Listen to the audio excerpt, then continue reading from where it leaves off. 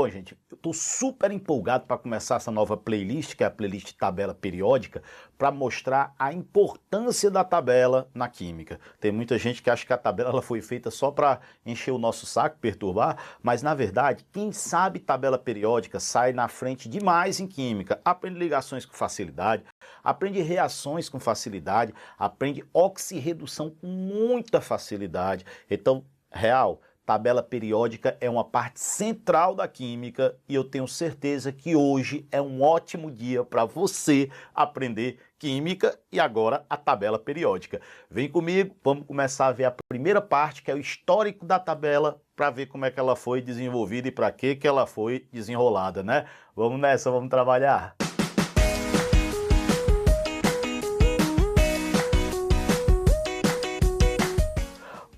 Olha só. Primeiro, por que o pessoal começou a buscar uma tabela periódica? O que era isso? Gente, o que o pessoal queria era organizar os elementos para que se pudesse estudá-los com mais facilidade, para que eu pudesse fazer uma relação entre os elementos, entre as propriedades e conseguisse estudá-los mais facilmente. Então o objetivo era isso, era juntar os elementos num canto só, a fim de que eu conseguisse estudar as propriedades com mais facilidade. E aí, nós tivemos várias maneiras, tá? Várias tentativas, vamos dizer assim, de chegar até que nós chegássemos nessa tabela que a gente tem hoje, belíssima, que nós conhecemos. Então vamos começar aqui mostrando algumas para que vocês possam ficar na boa e entender o histórico da tabela. Olha só. Primeiro, vamos pensar nas tríades de Dobereiner. Algumas pessoas chamam esse cidadão de Dobereiner. Mas, gente, Dobereiner é feio pra caramba, né? Dobereiner fica pelo menos mais bonito. Mas, de qualquer jeito, ele nem é muito importante mesmo. O que a gente precisa é perceber que ele foi um dos primeiros, um dos pioneiros nessa história de juntar os elementos para poder estudar com mais facilidade. Ele fez grupos de 3, ele fez tríades. Características importantes: os elementos tinham propriedades semelhantes e o mais legal, olha só, se eu somar a massa do primeiro com o último e dividir por 2, fizer uma média, dá aproximadamente a massa do meio. Pode olhar aqui, ó, 32 mais 128, 160, dividido por 2, 180, e o do meio é 79. Então ele pegava elementos que tinham propriedades semelhantes e que tinham essa característica e juntava 3 a 3.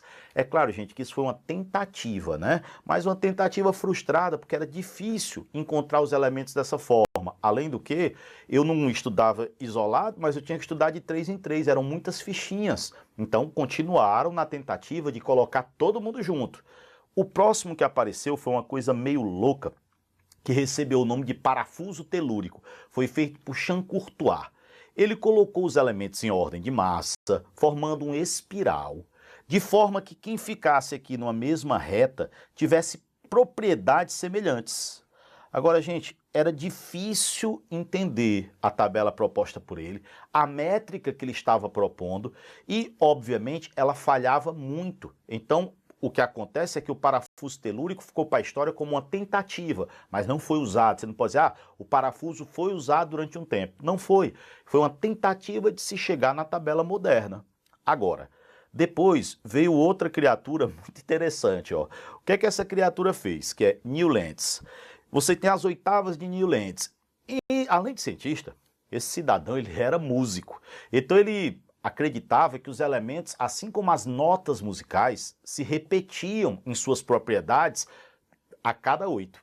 Vocês sabem que as notas são Dó, Ré, Mi, Fá, Sol, Lá, Si, Dó. Repete a oitava repete a primeira, a nona repete a segunda, então de 8 em 8 há uma repetição. Então ele pôs os elementos em ordem de massa e acreditou que ia acontecer exatamente isso. A cada 8 ia haver uma repetição. Na verdade, funcionou no começo. Você vê aqui, ó, lítio, sódio, potássio. Então, no começo funcionava legal, mas depois tinha uma quantidade de falha que inviabilizava. Então, as oitavas de Newland foi também uma tentativa, né, de se chegar a uma tabela, mas também não posso dizer que ela foi usada durante um tempo. Foi uma tentativa. Então, tem estudos que mostram essa tentativa. Agora, a primeira tabela espetacular fantástica que nós temos é de um cientista russo chamado Dmitry Ivanovich Mendeleev. E este cidadão, aí sim, ele propôs essa tabela em 1869, tá? 1870, por ali. E tem muita gente que fala que foi num sonho. Realmente, foi num sonho que ele conseguiu montar a tabela. Mas o que tem-se que entender é que não veio do nada. Não é aqui, o cara estava aqui na boa e de repente, sonhei com a tabela, vamos fazer a tabela? Não foi assim, né? Pelo amor de Deus. Não foi do nada que apareceu. Ele estava trabalhando há muito tempo organizando os elementos. É que nem às vezes quando a gente está estudando, aí você está ali com uma questão que você tentou fazer já 800 mil vezes, cansou e não fez, aí quando dorme, acalma. Quando você acorda, você sabe como fazer. Foi o que aconteceu com ele. Não é que apareceu uma iluminação divina na cabeça do Mendeleev que ele montou a tabela. Longe disso, misericórdia. O que aconteceu com o Mendeleev foi que ele organizou ao longo do sono. Aí sim, apareceu a primeira tabela. Gente, coisas que Mendeleev foi espetacular. Primeiro, essa tabela foi colocada em ordem de massa. A gente está falando de 1869, entre o modelo de Dalton e o modelo de Thomson. Então não tinha sido descoberto nem o elétron, quanto mais o número atômico. Então ainda não havia número atômico para pensar em botar em ordem de número atômico. O que a gente estudava à época era massa, que já era estudado por Dalton, que já era estudado por Berzelius, tá certo? Entre outros cientistas que faziam o estudo da massa dos elementos. Então a ideia de massa já se conhecia, número atômico estava fora. E o que ele conseguiu foi agrupar de uma forma espetacular todos os elementos numa mesma tabela. Agora, legal pra caramba e talvez a maior prova de genialidade, e por isso que essa tabela foi tão aceita. Observem que no meio da tabela tem uns pontos de interrogação. Esses pontos de interrogação são locais onde ele acreditava que deveria haver um elemento que ainda não havia sido descoberto. Aí você vai dizer, poxa, Michel, mas como é que ele fez essa previsão?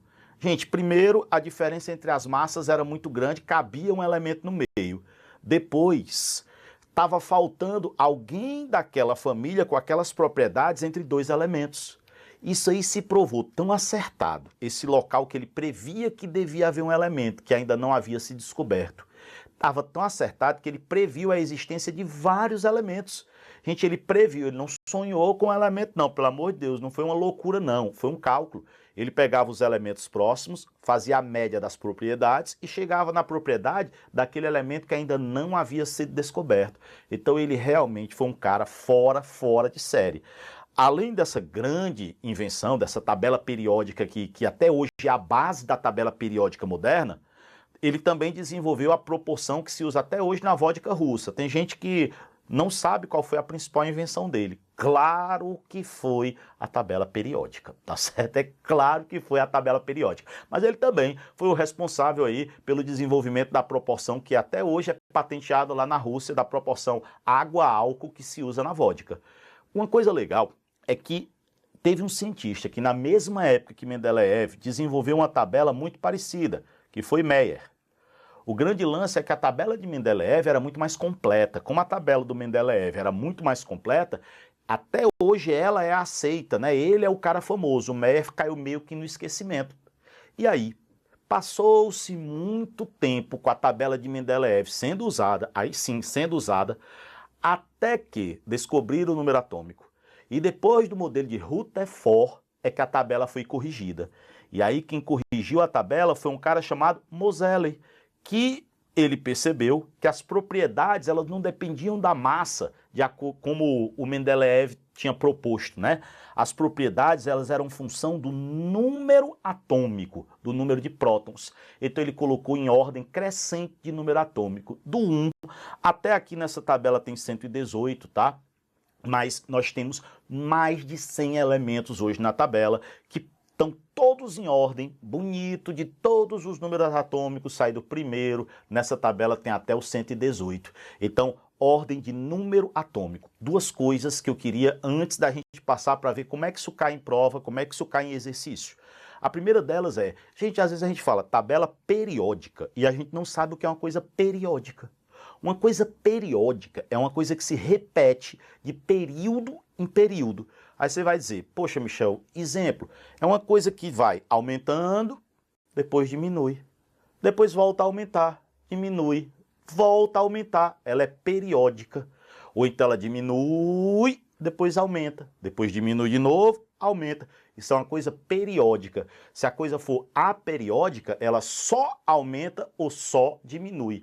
Então, se é uma propriedade que se repete de períodos em períodos, ela é periódica. Então, é a diferença entre periódico e aperiódico. A tabela é periódica, as propriedades se repetem de períodos em períodos, o que a gente vai estudar com muita ênfase nisso, porque é muito importante. Eletronegatividade, raio atômico, afinidade eletrônica, então tem muita coisa boa para a gente estudar. Mas por enquanto, foco em saber o histórico, saber que foram desenvolvidas várias maneiras até que se chegou à tabela e por que queriam uma tabela. E que Mendeleev é um gênio, né? Diga-se de passagem. Bora olhar aqui como é que isso cai na prova. Olha só, exercício 1.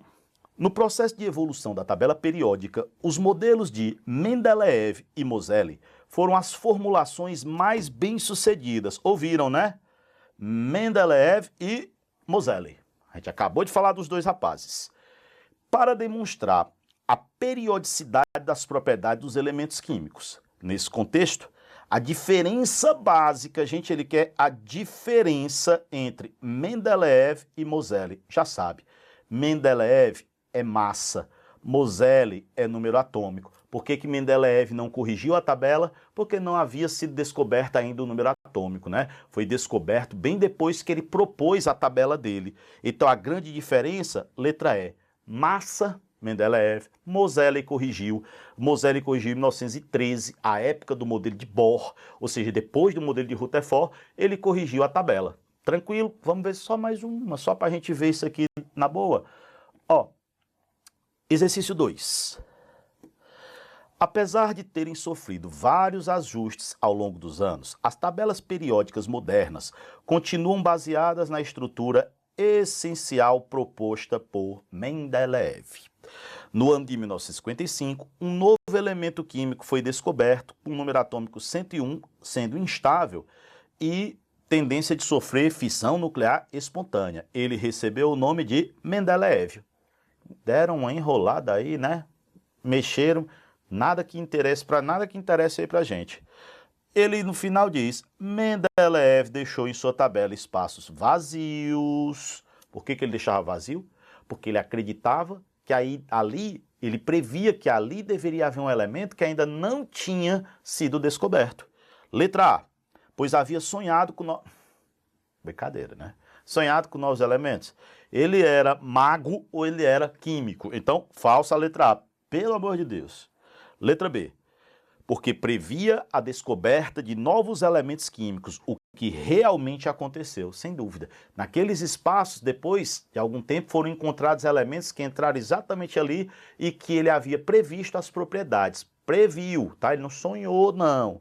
Letra C, ele deixou espaços vazios que foram preenchidos por novos elementos com características diferentes das previstas, com as características que ele havia previsto, confirmando que ele era um gênio. Ele deixou espaços vazios porque não existiam elementos que apresentassem as massas atômicas que deveriam ocupá-los. Não foi por isso. É porque não tinham elementos não só com a massa e com as propriedades daquele espaço, tá? Eram as propriedades que estavam faltando. Beleza. Letra E.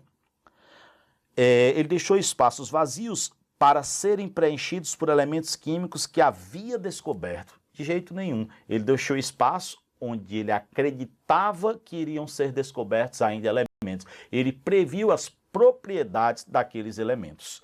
Então, gente, está aí essa primeira parte resolvida de tabela periódica. Lembrando a vossas senhorias, tá certo? Que tabela é super importante e na próxima aula a gente vai ver a parte da distribuição eletrônica, como é que eu organizo a tabela, famílias, períodos, metais, ametais, semimetais e vai começar realmente a trabalhar com a tabela. Beijo imenso no coração de vocês e eu vejo já vocês.